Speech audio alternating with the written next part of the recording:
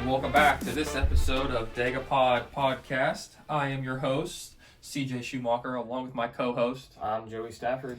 And today we have some very, very, very big news in the Star Wars universe. We have two big things, Joey.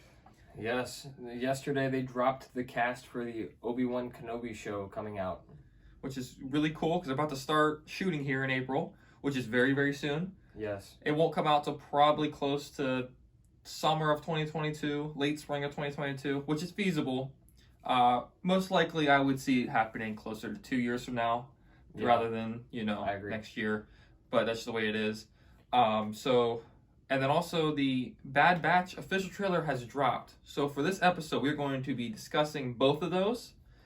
So right now, we're going to talk about the Obi-Wan series. So essentially, the Obi-Wan series is going to begin shooting in April. So that's, literally in 2 days from now. Yep. You don't know when it's going to happen. I think they're starting shooting on Friday, actually. Really? That's what they said. Oh, that's actually on April 1st. That's actually kind of cool. Yeah. You know what I mean? So essentially the story for that show is going to take place 10 years after Revenge of the Sith, which is quite a ways away. I think that's pretty good, especially the way Ian McGregor and Hayden Christensen have aged, especially Hayden Christensen because he was so young in that role then. I agree. But you're not going to be able to see his face anyways because, Flashbacks. I heard there's supposed to be flashbacks. This is going to be really cool, actually. And Aunt Beru and Uncle Owen are in the casting, so we could get to see young 10-year-old Luke as Obi-Wan's watching over him. That would actually be really cool. That's one of the theories. I could see that actually happening. So another thing is it marks a big step in the Star Wars universe because it's the return of Hayden Christensen, the OG Anakin Skywalker, the OG Darth Vader. This is him, the big boy. Yeah. The all-powerful. We're going to see a side of Darth Vader that we never got to see before because it was just the big gap between Episode 3 to Episode 4, which is a 20-year time span. So by that time, Darth Vader's getting pretty old. That's upsetting. So I heard there's supposed to be a battle between Obi-Wan and Darth Vader. That'd be actually amazing. I wonder. Now, here's something really interesting to me: do you think Darth Maul's going to be in this, or is this too later on? Because this is close to the Rebels timeline. There could be a little bit of Maul hunting him, but no, because Maul doesn't find Obi-Wan on Tatooine till right before Episode 4. I think. Well, this is going to be fun to watch and find out, see what happens.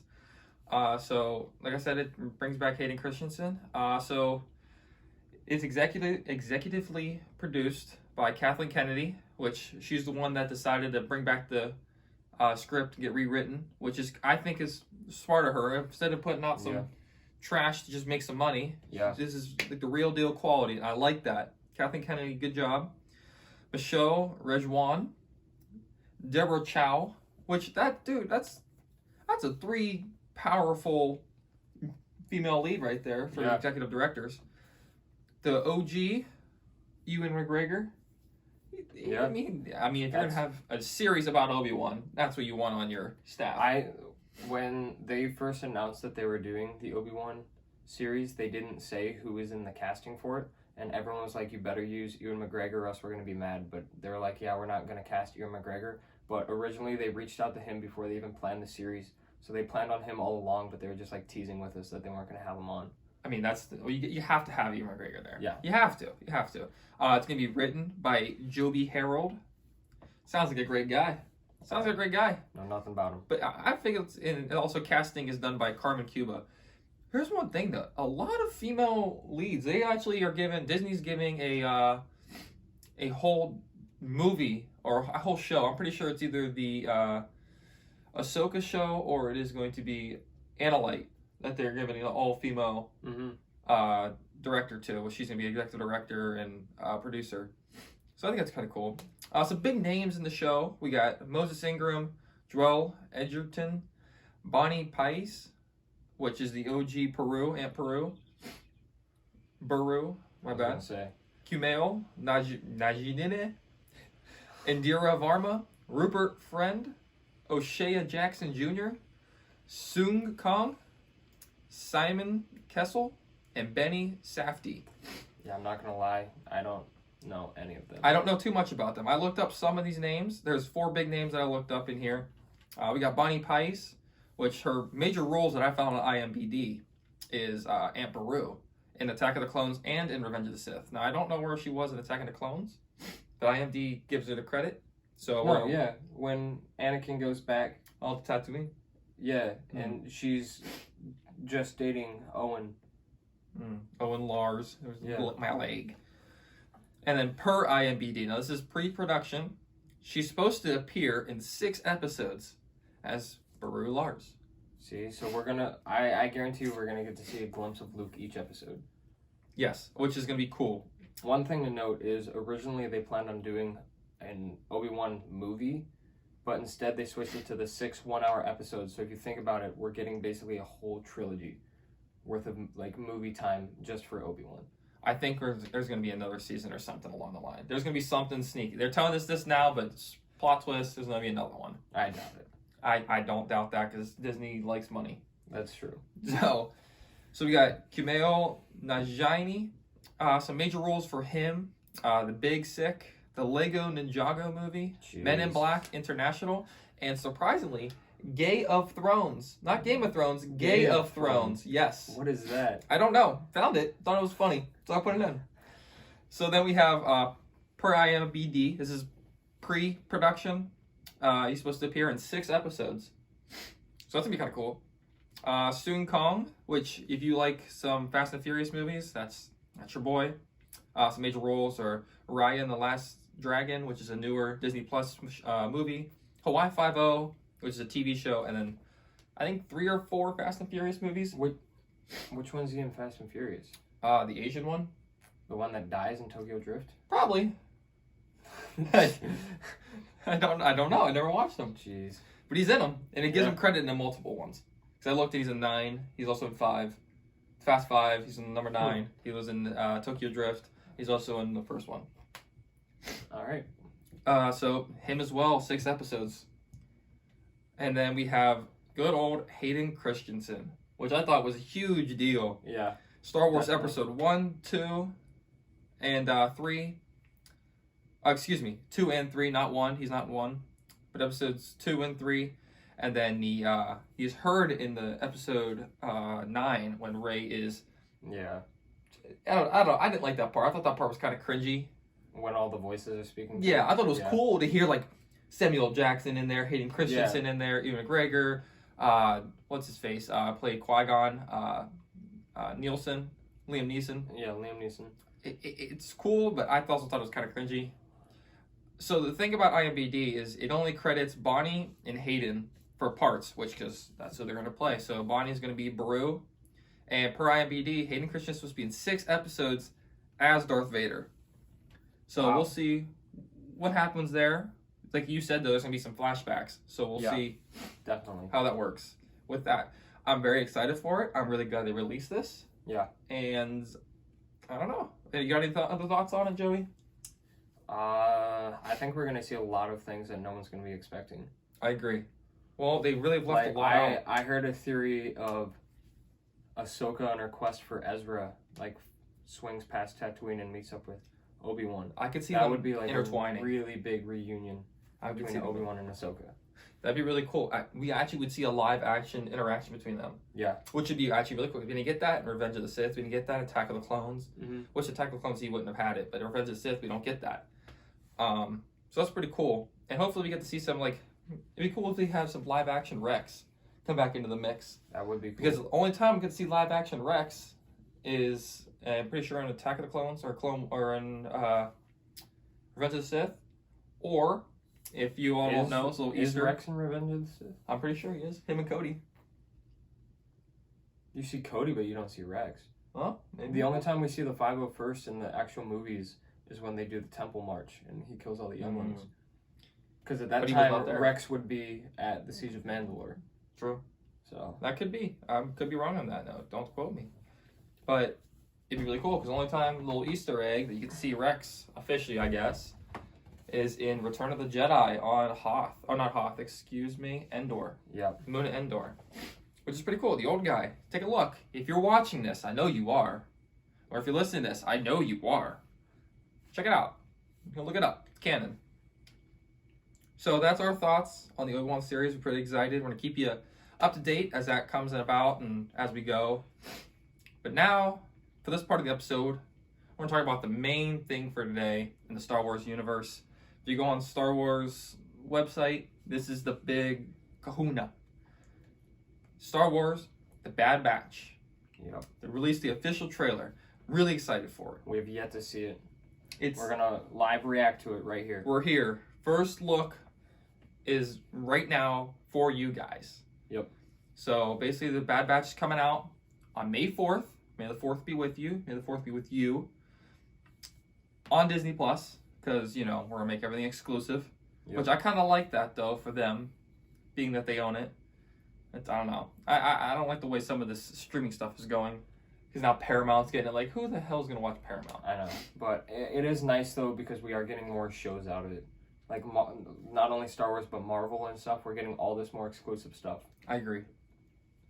So, basically, the Bad Batch is going to follow the Wonderful Five Bad Batch. We're going to see Hunter, Echo, Tech, Wrecker, and Crosshair. That we saw in the Bad Batch arc in the Clone Wars, which they got in their own little thing. Which I'm curious to what happens to them, because they don't have a chip in them. So, what's going to happen? I think it covers that, because in the first trailer that they dropped, you hear Palpatine's voice talking about Execute Order 66 and stuff. Propaganda and stuff. So, okay. So we're going to watch this live. Well, we might get some answers here. Yeah, we're going to pause and talk about it when we need to. Yep. But when it comes time, we're going to, just talk about what we need to talk about. Pretty excited. And we're here. Is this screen recording? Yeah. 5 enhanced clones. More capable than an Governor Tarkin. Yeah, Tarkin's there. Yet they exhibit a Battle droids. concerning Well, level of good disobedience practice droids. in disregard. So this is on Camino. That's cool. What else you got? Give me more! So Governor Tarkin is directly intertwined with the Bad Batch. Which I think is very cool. And it's actually really cool that they're bringing back Camino. Which how it I ties think in. Governor Tarkin knew the whole plot of what Palpatine was planning through the whole thing. I agree. So 100% agree. I think that's where this is going to lead. I agree. It's really cool seeing Camino, though. I will say that. There's some really cool action shot of Camino. Because you never get to see that in, like, the Clone Wars or anything like that. Because once you see it in Attack of the Clones, that's it. It's over with. So I think that's really cool. Especially for them being home from where they were born, I guess. Oh, is this him? But we get the job done.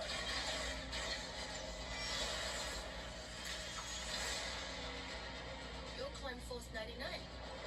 You know who we are. Hunter, Let's go. Echo, Hyperdrive's online. Tick, Prepping to jump. Wrecker, Let's blow something up. and Crosshair. So it looks like it's going to cover their whole, like, timeline from when they were still on Camino all the way through all their missions. I agree. I could see that as well. I'm really curious how they're actually going to interact. So since the clones become decommissioned, Yeah. along with the droids, they start recruiting actual kids and Not recruiting. not They start stealing kids. theoretically, but there's like recruiting. As you go to Han Solo, you can sign up for That's true. the Navy. But I'm curious how they interact, how the actual natural born soldiers and clones, or not clones, troopers, interact with the clone troopers, especially the ones that were left in the mix. Since they're decommissioned, what happens to them? Where do they go? We know what happens to Wreck and was that Wolf? Who was with Wreck? Oh, Rex. Yes. So that's Rex, so we figure out Wolf, where they and go. someone else. So we kind of figure out where they go a little bit, like Is where it Wolf Jesse? goes. No, he gets killed for discovering the chip. I think so. Yeah. But it's cool to figure out how this is going to whole intertwine, how they're going to interact, which I think is quite interesting. We're all you need. I want Clone Force 99 found and wiped out. Whoa, you see that? Now Tarkin's turning on them. That might be because they think too independently. Well, they Because don't have a chip? So they don't... Well, they might have a chip, but they we saw it at the beginning of season 7 how they're unlike anyone else because they don't think like normal clones. They think individually, so they're almost Jedi-like in the way they think. So I think that's why he wants them killed, because he's afraid that they could spoil some of the plot. That's actually quite interesting. Holy moly. Galaxy's a dangerous place to be. We need to get out of here. What do you say, kid? You want to come with us? How can I help? So now they're just being hunted. Yeah. The Clone Wars have ended. Wait, whoa. What's that? That was Rex. That was the planet that Ezra finds them on. That was Rex, Wolf, and whoever else. We're gonna go back to Everyone watch that. We need to get out of here. That had to have been Rex. What do you say, kid? You want to come with us? How can I help? Who's his kid now? It's cool. We're gonna see Yeah. the kid. So this is post Clone War now, because they Okay. say the Clone War has ended. That's definitely That's Rex. definitely Rex. That's right. I told you Rex Yep. coming back, baby. Oh, that's really cool. So now we're post 66. Yeah, look, it's a wreckage yard of all Yeah. the old ships. Have ended. Do you think that's Rey's planet when we first found her? The Jakku? junkyard? Jakku? I know there was a battle there. I don't think so. I think that's still the same planet. I don't know what it is, but when Ezra and them finds Rex in Rebels, and they're on that Walker house thing, mhm. I bet that's the same planet. Rex will help them, but then he retires. One thing I noticed too is this kid here has a bow. Yeah. It's weird how they do work with lasers in that universe, but Yeah. it has a weird bow, laser bow. That's really cool. You can either adapt to survive, Oh, now they're taking over the tempo. or Oh no! die Oh, in the past. The decision is yours. We do what we do. one thing I love about this show is how it gives me those Clone War vibes, and I love the graphics Clone War has. Yeah, how they kept it the same. Yes, but Rebels was really cartoony. I understand it's both cartoons, but I feel it's really kid. Somehow cartooning the Resistance. That's a different story. That's Not Star Wars. not Star Wars. Rebels is pushing it, 'cause that's really Yeah. cartoony too. But this is, I really, really, really love the graphics. Strap in, kid. So they're gonna take a kid on a journey. I don't know. The Bad Batch original series stream May 4th, Disney Plus. All right. That was freaking cool. Yeah. That was cool. So what'd you think, Joey? What's your final thoughts about the Bad Batch? That trailer actually showed us a lot more than I thought. Because now we know they survived 66. Mm-hmm. And Tarkin hunts them before 66, or maybe even during. That could be during So 66. one thing I also did notice is if you look at the trooper helmets, the stormtrooper helmets, Yeah. they're still clone ones. They still look like clone ones, but not That's necessarily. true. They didn't switch to the season 7 and the Revenge of the Sith helmet style. Mm-hmm. Which I thought was really cool. I really, really enjoyed this. We got a lot of information from this bit, especially knowing that. I guess that answers some of my questions. How he interacted with some of the stormtroopers. Yeah. I'm sure the first few episodes are going to be they're going to be still. It'll Working. be the Camino episodes. Yeah. The rise in the building of the Bad Batch. But it's amazing to me how that kind of answered my question. That's weird. Because they usually don't do that in those kind of trailers. They just leave stuff. Like The Mandalorian, you just see a bunch of ice planets that everyone's freaking out about. It's hot, it's hot, it's hot. Yeah. And Well, this one, they're giving us information that we basically know. The fact that they threw Rex in there. Yes, that's really cool. I was really hoping they would do that. Who was with Cody? What happened to Cody? Do we know what happened to Cody? No. We just know Cody was left on whatever planet he was fighting Grievous. Yeah. Really curious about that. Yep. All right. Well, that's all I have for this episode, Joey. I agree. I think we covered a lot and some good stuff here. I agree. Well, guys, I appreciate everybody watching. I hope you enjoyed the Bad Batch trailer as well. We're going to keep you updated on the Obi-Wan series because there's going to be a lot more coming out the mix, especially in the next year here. Yep. And I'm really excited. I'm really, really excited. A lot of stuff going on in the Star Wars universe. And we're not too far away from May 4th. We're about a month away. Yep. So, pack up, baby. We're getting there. We're getting there. All right, guys. I appreciate you watching. this has been an episode of DagoPod Podcast. Thanks for watching.